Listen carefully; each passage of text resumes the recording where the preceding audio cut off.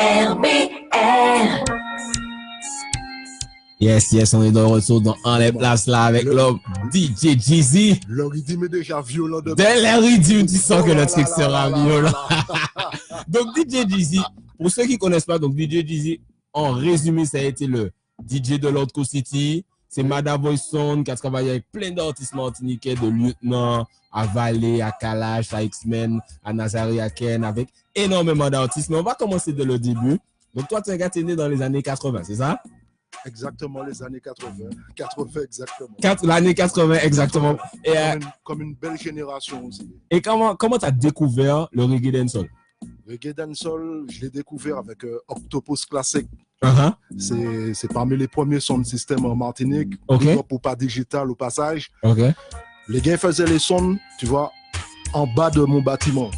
Donc, ton bâtiment qui est c'était à Ozanam. À Ozanam. Ouais, on va parler d'Ozanam parce que franchement, c'est un quartier. Enfin, c'est une cité qui est très importante dans le reggae dancehall martiniquais en fait. Yeah, man. Il y a un culture à Ozanam, comme dans différents quartiers, comme à la Zac Massive, à la Dillon, comme les Frères du Sud aussi, tu vois, Rivière Pilote, mais à Ozanam aussi. Donc, tu as découvert le dancehall avec ce sound system-là? Avec ce sound system-là, et tu vois, à l'époque, les gars, ils étaient déjà quand même hors la loi pour organiser des trucs comme ça. Ça se faisait pas, tu vois. Ah, c'était, entre guillemets, interdit. Mais... c'était interdit.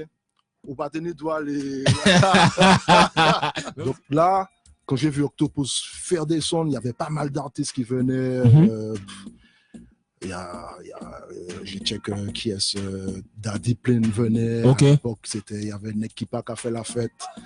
À l'ancienne, il y a pas mal de DJ. Donc, tu les as connus vraiment à leur début parce que je suppose que Daddy Plane, à cette époque-là, il n'y avait même pas encore il y a des réalités là.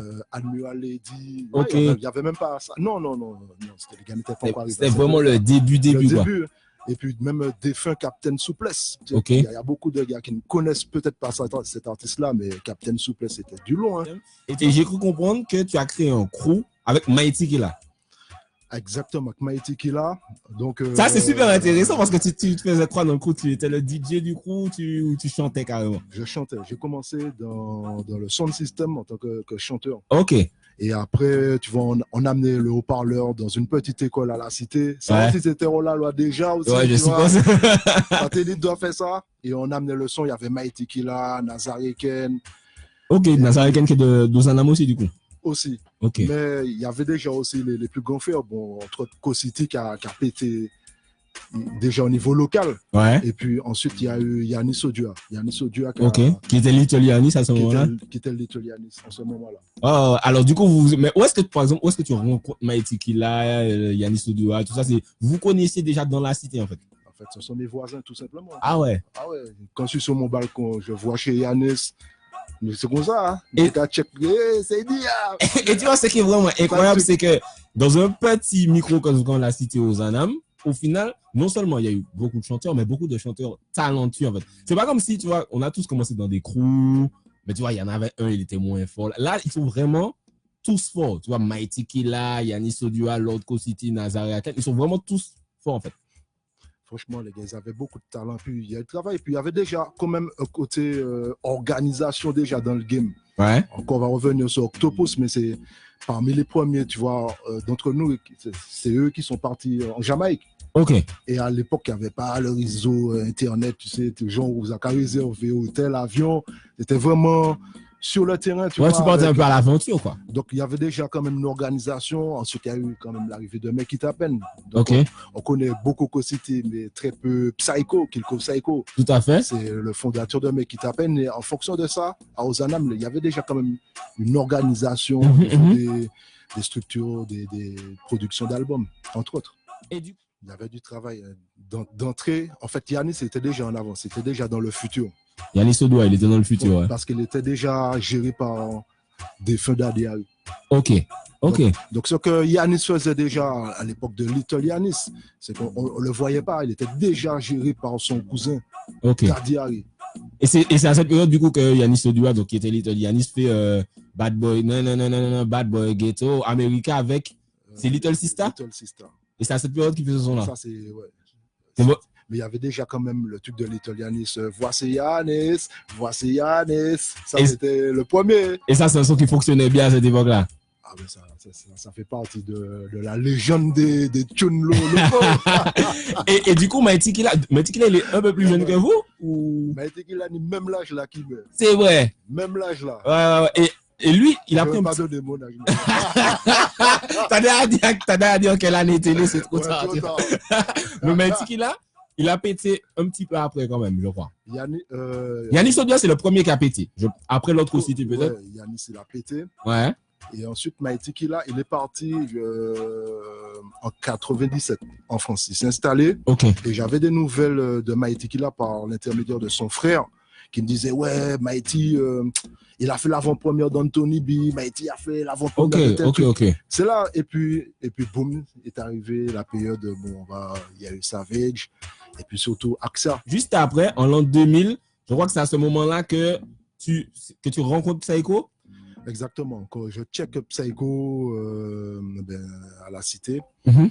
Mais avant de check Psycho, en fait, j'avais quand même roulé un peu ma bosse un petit peu, tu vois, sur toutes les communes de l'île. Ouais.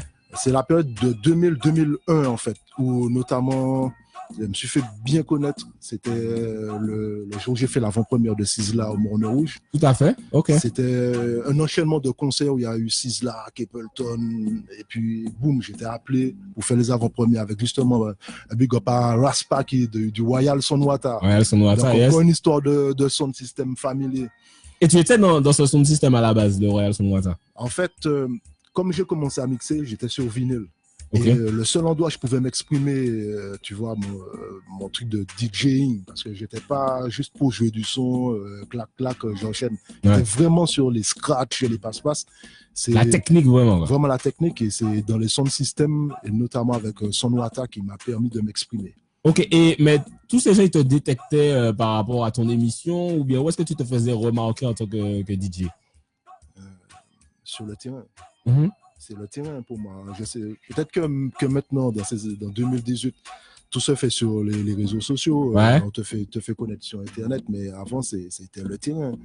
Le terrain, tout le monde était cadre, mais c'est qu'à craser, tout le monde en l'aria, quoi, tu vois. Ouais. Et puis, il fallait y aller. Et puis, je me suis présenté, je lui ai dit, voici ce que je fais. Et puis, il a entendu les mix. Il a vu en direct, et puis c'est là qu'il m'a dit, vas-y, tu viens avec nous.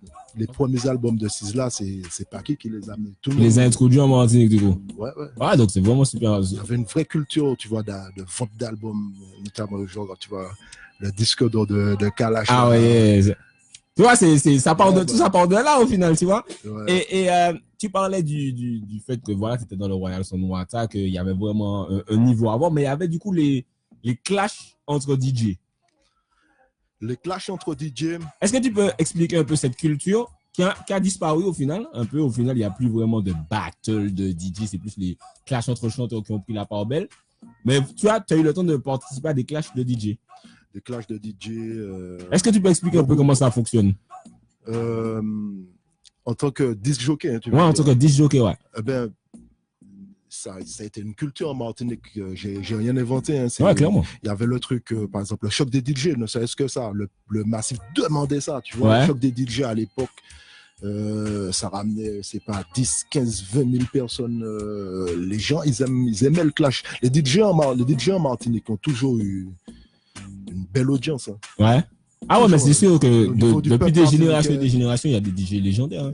Il y a eu les gens ont assisté à des chocs de DJ, et puis moi ça m'a fait kiffer, et puis je me suis entraîné, et puis notamment j'ai participé à différents battles, on va pas nommer les clashs, on va parler ni pièces problème. Dernièrement j'ai check Taliban Réel justement, tu vois, au Source Clash, donc tu vois que ça continue. Ouais, ça continue. C'était en avril. Il y avait Rise Up Son, Big Up Rise Up Son au passage, et puis il y avait Silver Bullet de Sainte-Lucie. C'est là qu'on s'est check, et puis tu vois toujours les amateurs de clash. C'est qui ont fait. Parce que c'est lieutenant. Toujours. Et attention, le télé-show. Moi, je vois bien le lieutenant, tu vois, animer un sound system. Ouais, moi je vois, franchement, il a le charisme, la voix, ouais, clairement. On a un gros big up à lui. Non, mais du coup, on parlait du fait que tu as rencontré Psycho à Ozanam, du coup. Exactement. Et est-ce que c'est à cette période qu'il y a toute l'effervescence Savage, Axia Redeem, puisque c'est les années 2000. Exactement, bon, c'est l'alliance, tu vois, l'unité, l'alliance des forces pour pouvoir sortir le produit. Ouais. Le truc, comme je te disais, c'est qu'ils avaient besoin de relais parce que mec, qui t'appelle, c'était en France. Ouais, c'est Ils avaient besoin du relais. Bon, boum, j'étais déjà sur la place, tu vois, en train de jouer du son. Ouais. Donc les gars se sont dit, ah ouais, frère, on va faire une belle connexion. Et puis, quand j'écoutais les productions de Mec qui t'appelle, je me suis dit, ah ouais, les gars sont vraiment en avance. Ok. Et là, tu vois, on a check et puis boum, c'est parti avec le Savage notamment. Mais du coup, en fait, toi, tu étais un peu le DJ de Mec qui t'appelle. Et c'est intéressant que tu parles de ça, parce que du coup, il y avait vraiment un lien entre ceux qui créent le rythme et les DJ pour se dire, OK, tu as une création de qualité. Moi, en tant que DJ, je suis un média, même si c'est un média street, je me sers à diffuser ce truc, tu vois. Le gars, il l'avait compris. Ouais. Il l'avait compris dès le départ, parce qu'il savait que j'allais faire la transition, de le jouer pour le public, de faire le travail, et puis après, la qualité du rythme a fait. Ouais, clairement aussi, c'est le rythme number one local en Martinique. C'est-à-dire que j'ai jamais vu jusqu'à maintenant un meilleur, parce qu'il n'y avait que des bad tunes sur le truc. Il y avait des bad tunes. Le méga mix, c'était, du coup, il y avait Yannis Odoua. Co-City. Nazariken était dessus aussi. Nazariken. Mori. Admiralty. Admiralty. Toi, c'est. Il me semble que c'était le premier tune national d'Admiralty. Ok. De One Rhythm. En tout cas, sur le One Rhythm, la panier position. Ouais. Ça faisait longtemps qu'on n'avait pas vu une série avec autant de DJ. Là, je crois qu'il y a une trentaine d'artistes sur ce truc-là. On envoie un gros big up à Marcus parce qu'il y a des belles tunes, hein. Le Gucci Gang. Le Kalashi a fait un 21 dessus. Exactement, qui est très basse. Là, on peut pas le nier que là, il y a une belle série. Hein. Le rythme, il est wicked. Donc, et toi, si toi, en tant que Selecta, si on devait exclure, tu vois, Savage et Axia, parce que je pense que tu as une relation particulière avec ces deux rythmes-là, si tu avais un rythme local préféré, ou même jamaïcain, rythme que, l'occasion rythme, ça, on a dit qu'on, mon y a sélecté ça. Ah non, mais les rythmes là, moi qui dis, ça tourne. Mais pas qu'on va nous les rythmes là, parce que peut-être les gens n'ont pas connaître, tu vois, regarder. Peut-être ça, dans ça, on va attendre, mais mon rythme de base, c'est le slang thing rhythm. Ok. Donc déjà, tu sens que ça joue pas. Ça joue pas. T'as le Will Walk, le Superstar que tu kiffes. Le Superstar, le rhythm, où il y a eu beaucoup de clash avec Bounty, Merciless, Ninja Man, etc. Donc toi, c'est le genre de rythme là qui te... Marshall Out, le Showtime rhythm. Pour moi, le Marshall Out rhythm, je crois que c'est mon rythme préféré. Avec Merciless dessus. Merciless. Ça, c'était vraiment une période particulière du game où les gars, tu sens qu'ils mangeaient vraiment un rythme. Donc du coup, Lieutenant, tu as une relation particulière avec lui. Tu as beaucoup de play de Lieutenant. Comment tu as rencontré Lieutenant, par exemple? Lieutenant, je l'ai rencontré à Ozanam. Je crois qu'il venait check les frères. Il venait avec Sahel à l'époque. Ouais. Dans l'ancien studio à Ozanam. On les voyait passer. Et puis au fur et à mesure, j'ai fait écouter des sons à Lieutenant. Et puis ce qui nous a rassemblés, c'est qu'on kiffait Bounty Killer. Et puis à l'époque, tu vois, j'avais beaucoup de DVD de reggae Sting à la maison. Sting, ouais. Clash. Et puis, t'es qu'à dire Lieutenant, frère, Vinny West, frère, on est en brand new DVD.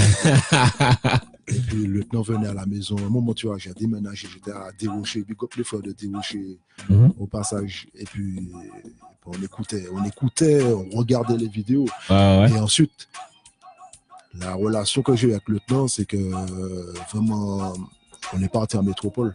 Ok, vous êtes parti en métropole, c'était à quelle période ça? On va dire 2003, 2006 à peu près. Ok, donc c'était après toute l'effervescence Silent Friends du coup. Exactement. Ok. Du coup, vous êtes partis ensemble, vous êtes partis en même temps? On a bourlingué ensemble, on a fait des créations, on n'avait pas beaucoup de moyens à faire des tunes, à faire découvrir la dancehall locale en France. Puisque à l'époque, les gars étaient là, mais c'était beaucoup qui étaient là depuis l'année. Mais tu vois, la fresh dancehall sortie du pays. Ouais, là, c'est la nouvelle génération à cette période-là, du coup. C'était avec l'autre. Et du coup, je crois qu'il y a un clip, c'est Kissa Okadi, qui ça encore dit, et puis Boniface. Ouais, voilà, Boniface. Ça, c'est un des gros classiques de Lieutenant, ça. Militant Kacheface. Et donc, du coup, tu étais là quand il a enregistré ce son sur le Wild Tonight, c'est ça? Exactement. On l'a fait à la maison, dans mon studio. Ouais. Et ce morceau-là, on l'a clippé. Et puis boum. Et puis après, c'est resté un classique dans la street. Ouais, c'est ça. C'est-à-dire que c'est un morceau underground. Mais qui va le faire sur une scène. Tu vois, tout le monde va crier. Voilà. Militant Kacheface, quoi. C'est un morceau qui est très important, quoi. Exactement. Et qui a été enregistré du coup avec toi, Mada Voice. Justement, tu nous disais que tu avais fait la première partie de Sizzla et Capleton, la même année d'ailleurs. La même année. Quel souvenir tu gardes de ces événements-là? Sizzla, ça s'est passé au Morne Rouge, c'était un souvenir exceptionnel. Tu vois, moi, ce que je retiens, c'est le public qui rentre, en fait. Tu vois, il y avait tellement de monde qui attendait ce concert. Ouais. Je regardais, tu vois, au niveau des poteaux de corner, tu vois, je voyais que le grillage est en train de bouger, puis boum. Ouais. C'était un concert gratuit ou? Ah non, c'était payant. Ah, ok, d'accord. Et puis le peuple est rentré. Ah ouais, comme d'habitude. Le Jamaïcain, tu t'es dit, ah ouais, lui, intouchable. Lui, franchement. Ça a été Bondy. Ah ouais, Bondy, tu l'as vu où? À Sainte-Lucie. Ok. À Sainte-Lucie, c'était à l'époque où vraiment il était encore plus virulent, quoiqu'il est toujours aussi virulent. Hein. Mais c'était en quelle année environ? C'était en la période de 2003, entre 2001 et 2003. Ok. Là, vraiment, il a mangé la place. C'est la période où il était toujours dans des clashs avec Bini, avec... Ouais. Il était vraiment real gangsta. Warlord, vraiment impressionnant. Ok, donc c'est lui qui t'a le plus manqué. Et en local, quel artiste, tu as dû voir beaucoup d'artistes locaux sur scène, quel artiste t'a vraiment impressionné? Tu t'es dit, ah ouais, lui, c'est le don sur scène. Moi, j'aime la communauté des chanteurs, tu vois, du pays. Moi, j'aime bien, tu vois, Gal MC sur scène. Ouais. Ganache, il mash up la place. Lieutenant, Mighty, Daddy Plin. Ouais. Même Yannick. D'ailleurs, big up Yannick. Je dois le check. Yannick aussi, tu vois, dans un autre style. Yanis aussi. Ouais. Yanis qui continue à tourner partout, qui fait des gros festivals. Hein, Yanis Oudiwa, c'est quand tu vois des artistes comme ça avec qui tu as commencé. Attends, et Kolo Ganja, faut pas oublier, Amiral Lady aussi, tu vois, à l'époque de Roughneck. Ouais. C'est les gars, mash-up, Ras Daniel. Tu vois, toi, tu es un DJ qui est connu pour avoir des big battes de plates. Est-ce que tu peux me parler d'une de plate qui, moi, quand j'étais au lycée, m'a manqué? C'est la de plate de Lieutenant, mon papa. Yo, mange à tout mon papa, on ses camarades papa, mais c'est même qui car on m'en met à la place papa, mange à tout mon papa, on ses camarades papa, mais c'est même qui m'en met à la place papa, mange à tout mon papa. Tu vois, cette deux là, mon gars, ah ouais, vous avez. Le lieutenant qui a gardé ça, ah ouais. On a un gros big up à lieutenant parce que deux plates, c'était là quand il a enregistré cette deux plates, c'est chez toi qu'il l'a enregistré? C'est chez moi. Ouais. Et ce truc-là, il est parti d'un clash. Ouais. En fait, c'était chez moi, j'habitais à Château d'Eau. Donc, ceux qui connaissent Château d'Eau en France, ouais. ils savent qu'ils ne seront pas dépaysés. Tu vois, c'est le quartier black de Paris. Yeah, man. Et on faisait beaucoup de clashs. Tu vois, moi, j'étais m'échauffer, lieutenant. C'était travail me quitter là. Tu vois, par exemple, lieutenant, il a parlé, il m'a dit, lieutenant, tel bail. Et puis, bien sûr, le lieutenant est canivré, il fait. Ouais. Et puis, c'est parti sur un clash. Moi, j'adore papa, tu vois. Et tu vois, c'était un vrai. Parce que le dub, c'est un dub de rap, c'était un dub de Lil Scrappy, je crois. On utilisait beaucoup de Fast B. Ouais, c'est un dub de Fast B, ouais. Et le lieutenant, il est arrivé sur scène, il a mâche. Là. Et puis, il a enregistré, tu vois, beaucoup plus. Comment dire, pas professionnel, mais tu vois, c'était produit sur notre rythme. Ouais, il a ressorti sur le Vernon Rhythm après, voilà. Mais la première version que j'ai entendue, c'était Mada Voice, deux plates hardcore, quoi. Hardcore, la plus hardcore possible. J'avoue que cette deux plates là, je crois que c'est la deux plates la plus hardcore que j'ai entendue, tu vois. Vous voulez venir manquer nous de respect. Alors, un gros big up au lieutenant militant. Il y a ton top 3 de tes deux plates à toi, où tu t'es dit, ah ouais, là, maintenant, j'ai un Somboy à kill. Je prends ces 3 deux plates là, je joue ça, il est terminé. Bon, Le top 3, je vais quand même mettre le Jocelyn Bewar. Ouais. Le Jocelyn Bewar sur le Axiari d'Im à l'époque. Qui moun qui dit ça? C'est Jocelyn Bewar qui a parlé bas. Big up, make it happen. Big up, Axiari them. Kai Jizzy, son boy qui brûlé. Kai Jizzy, son boy qui brûlé. Répétez ça. Kai Jizzy, son boy qui brûlé. Kai Jizzy, son boy qui brûlé.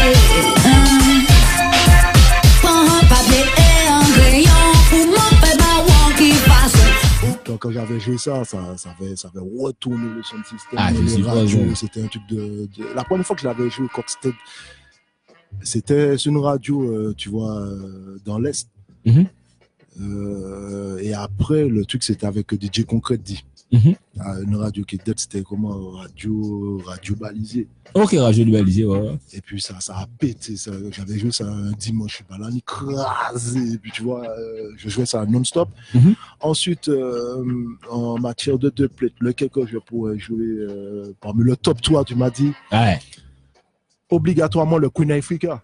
Yeah, man, a mother voice sound out of Martinique and we say DJ Jizzy, Bingy P, Yakuza, God bless every time a Queen Africa, the fire mama say, yeah, hear me now. So they call by night, alright then. I don't bang gonna blink and I'm bargain. Ready action, I do it and I'm talking. Here innocent people, you're talking. But your kingdom come in the falling. We don't use them blood for your shoulder. They will have no sense when the old dance start at the B-side. Cause I'm a sundown, wicked, I go melt, son of fret, son of wonder. Wipe the tears from your eyes. Troisième position, la big bad combinaison Aidonia avec Lieutenant. C'est, frère, ces deux plates là, oh, j'ai écouté cette Bouka, j'ai écouté ça non-stop. Est-ce que le top il est... Le top il est mal. Yo, real and proper tough steel and copper J is most wanted goes by the name. I did down here. Representing from other voice sound, yo, Martinique. Yo, see the real and proper. Yo, look me. Yo, see the Yakuza. DJ Dizzy, yo, dancehall terrorist. Bingy P. No, and you come in with that Batman that's gonna get all. Yo, with your fucking big bad Other voice sound. Yo, them thing be book and copy that can book. All play sugar. Turn up on them lights to over your cooker. Within the street, them people can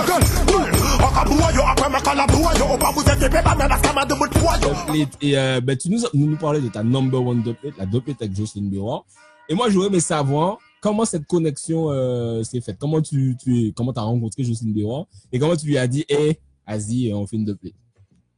Eh ben, je la vois régulièrement, tu vois, sur le terrain, tu vois, dans des petits concerts, dans des soirées, pas des trucs de cassave, hein, dans des trucs vraiment, des trucs, des soirées pays, quoi, tu vois, comme tu vois, peut-être Martelly se balade, tu vois, tranquillement. Donc, j'ai check le Bewar, j'ai dit, voilà, je me présente, DJ Jizzy, Mada Voice, il y avait aussi surtout l'appui de l'Axiari Team. Ok. Je dis que voilà, que j'étais le sélecteur du Make It Happen, qu'on a un rythme, mais franchement, ça me ferait énormément plaisir de la faire enregistrer. Et puis on a échangé les numéros et on a enregistré ce morceau-là en 2004 au studio de Mosaïque à Ozana. Ok, d'accord. Donc elle est venue. Elle a enregistré et puis ça a donné KGZ, Sonboy Kebile. KGZ, Sonboy Kebile. Mais alors du coup, tu l'as rencontré en France, c'est ça? Non, en Martinique. En Martinique, tu l'as rencontré et tu lui as dit, vas-y, viens, on fait une doplate. Et elle a dit, ok, pas de souci. Parce que c'est vraiment cool de se dire que je ne connais pas beaucoup de doplates de chanteurs de zouk déjà, mais en plus c'est entre guillemets la plus grosse chanteuse de zouk de l'histoire. De l'histoire. Effectivement, hein, donc. Est-ce que tu étais sûr? Est-ce que tu t'es dit, elle va dire oui? Ou bien est-ce que tu t'es dit, bon, je tente le tout pour le tout? Non, mais la présentation, c'était carré, tu vois. Ouais. Je connais, c'est mon truc. Professional thing. Ouais. Quand je me dis ça, je savais quel studio, quel instru, quel compositeur, quel support, qu'est-ce que j'allais en faire. Ok. Et voilà, tout s'est passé comme prévu, tu vois. Mais c'est elle-même qui m'avait appelé, qui m'avait dit qu'elle avait de nombreux retours. Ouais. Les gens hallucinaient pour lui dire, ah ouais, sur le Axiari. Jocelyn Bewar sur le Axiari, c'est vraiment le best of both worlds, comme on peut dire, tu vois, le meilleur des deux mondes. C'est vraiment un truc entre guillemets légendaire. Là, je vais mettre la vidéo, je vais mettre un extrait pour les gens sur YouTube. On se dit, arrêtez, Jocelyne B.O. comme ça, Axia Rythme, quoi. Mais c'est encore une histoire de deux plates parce que 9 mm. Ouais. 9 mm, tu vois le célèbre tune de Lieutenant Baywan. Ouais. Ce morceau-là, c'est un deux plates pour moi à la base. Ah, ok, sur le Axiom Rhythm. C'était sur le Axia. Et le gars l'avait déjà posé, je crois, pour une autre composition. Ouais, c'était sur le plus rap, entre guillemets. Ouais. Et le deux plates a été fait sur le Axia Rhythm, 9 mm. Et j'ai fait écouter ça à Psycho quand je suis retourné sur Paname. Ouais. Et puis, boum, ça a donné le 9 mm sur l'Axdem avec Baywan. Ok, d'accord. Donc, du coup, Newton avait déjà fait une version sur le Axia. Madame Voice. Ah, ok, d'accord. Donc, même là, tu as l'origine, parce que 9 mm, c'est un classique du dancehall martiniquais. Vraiment. Un autre point important dans ta carrière, c'est que tu as été le DJ officiel de Lord Co City. Pendant combien de temps? À peu près 8 ans, à peu près. Ah, ouais, je suppose que parce que Lord Co City, c'était un très gros artiste à cette période-là. Tu vois, il avait et Sexy Wo qui a eu énormément de succès. Sexy Wo, c'était le départ. En fait, j'ai check Co City d'abord en Martinique. Donc, c'était toujours le relais que je faisais, quoi. Tu vois, pour mes quittes à peine, j'étais déjà en Martinique, bien établi au pays, où je tournais régulièrement chaque week-end. Et puis, Co City est venu. Il cherchait un sélecteur quand même carré pour le mixer et Psycho a dit bon Cos c'est Jizzy qui là, c'est lui qui est back, c'est lui qui a fait Bella ici à Kajiri Bella et puis j'ai backé Co City et puis quand je suis arrivé en France la tournée elle est partie avec le célèbre Sexy Wo et j'en passe beaucoup. D'où justement cette année quand même, je trouve que on n'en a pas peut-être parlé tu vois aux Antilles, mais il y a une grosse connexion qui s'est passée. Pour moi, c'était historique. C'était le concert avec Co City et Kalash. Exactement. Et tu étais présent d'ailleurs. Voilà. Exactement. Est-ce que tu peux nous parler un peu de comment cet événement s'est déroulé? Ils ont invité, je pense que l'organisateur mauricien qui a fait la tournée, peut-être qu'il devait être fan d'abord de Co City et ensuite de Kalash. Il s'est dit, ah ouais, ce sont peut-être les deux gars que j'ai kiffé. Et puis il a organisé ce concert autour de ces deux artistes-là. Et puis ça s'est passé naturellement. Et puis franchement, une réelle vibes. Il y avait aussi DJ Ken qui était là, Big Up à DJ Ken aussi. Et franchement, la vibe s'est passée super. D'ailleurs, justement, j'avais fait une vidéo, tu vois, où tu vois Kalash et Co City, ce check réel, tu vois. Toi, ça, c'est vraiment big de voir parce que Co City, c'est l'un des premiers artistes à avoir pété au national avec le reggae dancehall. Et voir que Kalash, tu vois, c'est la suite de ce travail pour la Martinique, quoi. C'est ça. Dès que tu réunis plusieurs artistes sur une scène, tu te dis, nous, on a fait un Sting. Mais avec un Sting. On se connaît parfaitement, tu vois. On se connaît parfaitement, mon Kalash commencé. Ah ouais? Comme je te disais, avec le lieutenant, on faisait déjà le taf. Et puis ce lieutenant dit, mais frère, Nambouk la caca. J'avais déjà suivi Elvis aussi. Ok. Et il m'a dit, Nambouk arrivé, il a c'est Kalash. Et puis Boudoum. Ah, c'est le lieutenant du coup qui t'a fait connaître Kalash au début. Qui m'a fait connaître Kalash. Ouais. Et puis on a enregistré des deux plates avec Kalash. Et puis tu vois, par l'intermédiaire dans mon réseau aussi, j'ai envoyé aussi sur la métropole. Ok. Et puis Kalash, il avait tellement envie de percer que lui aussi, il se déplaçait aussi. C'est ça qui a fait la différence de Kalash par rapport à d'autres artistes, parce que Kalash, il a été sur le terrain, il se déplaçait, il posait des deux plates, il avait déjà l'ADN du sound system en lui. On a oublié de citer l'original Mighty Mike. Mighty Mike, avec qui j'avais la deux plate Akile, que je veux mettre pour les internautes qui regardent la vidéo. Mighty Mike. Inite moun ki paniche, respecte mes Césaire, et puis André Aniche, mais à qui l'est? Esclavage de des douleurs, actuellement tout le monde le soleil pour yon pe pour couler, mais à qui l'est? Tu es famille ou pas mon sauteur, ou peut quitter ça là, ou aller en cimetière, mais à qui l'est? Pédophile qu'a mette filet, des moun qui cravatent en la rue qu'a marché près, mais à qui l'est? Si c'est 8 heures, c'est pas 10 heures, laissez-les pour moi, après les heures, c'est pas les, mais à qui l'est? Si j'ai un hiver solitaire, fais vite mener chéant, allez ouais vétérinaire, mais à qui l'est? Yo qu'est-ce qu'on peut faire ma coume sommet. Yo ka crié Julie, avant nous c'était Robert, mais à qui l'est? Ni bon fou en l'air la terre. Tranquillement. En tout cas, frère, ça fait super plaisir d'avoir l'homme DJ Jizzy dans En les places là, 103.4. Big up l'homme Spectre. Frère. Ça se voit que tu maîtrises ton sujet. Frère, on essaie, tu sais déjà. Tu maîtrises le sujet. Et puis c'est vrai que tu vois, on a besoin d'émissions comme la tienne, tu vois, pour parler de l'actualité, de ce qui s'est fait dans le mouvement, parce que c'est vrai qu'avant, il y avait strictement que dalle. Ouais. Il y avait que dalle. Au niveau national, tu avais le Raga Magazine, etc. Mais des interviews, on parle de la chronique, des actualités. Franchement, t'as big up Spectre. Continue, frère, te laisse pas influencer, frère. Moi, je trouve que tu fais ton travail. Tu vois, tu pourras avoir des gens qui se rendent compte, c'est normal, tu vois. Ça fait partie du game, tu vois. Voilà, mais continue, frère. Yeah, man, frère. Yeah, man. C'était Spectre DJ Jizzy sur En les places là. On vous laisse en mix sur RBR et on se donne rendez-vous la semaine prochaine. Big up à tous les massifs qui nous ont écoutés. Yeah, man. Yeah, man. Léa, vous êtes offert.